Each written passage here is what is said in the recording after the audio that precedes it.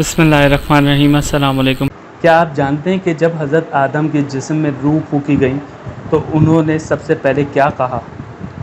جب جناب آدم کا بے روح جسم زمین پر پڑا ہوا تھا تو خدا نے اس میں روح پھونکنے کا ارادہ کیا تاکہ اسے زندہ کرے، لہٰذا حکم دیا کہ ملائکہ ایک دوسرے کے پیچھے سے بنا کر کھڑے ہو جائیں اور پھر جب اس میں روح پھونکی جائے تو انہیں سجدہ کریں، جس کا ذکر سورہ سواد میں ہوا ہے۔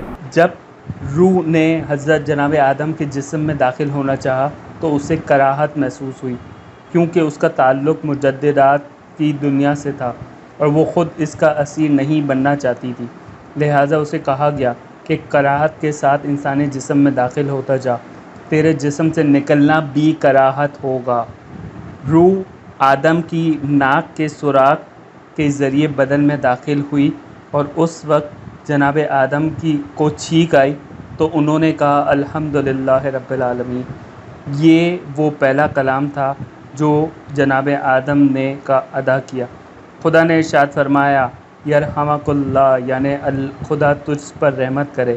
امام جعفر صادق فرماتے ہیں کہ جناب آدم کی زبان پر پہلی مرتبہ چونکہ الحمدللہ حمد الہی جاری ہوا، اسی بنا پر آدم اور اس کی اولاد کے بارے میں خدا کی رحمت ان کے غضب پر سبقت لے گئی۔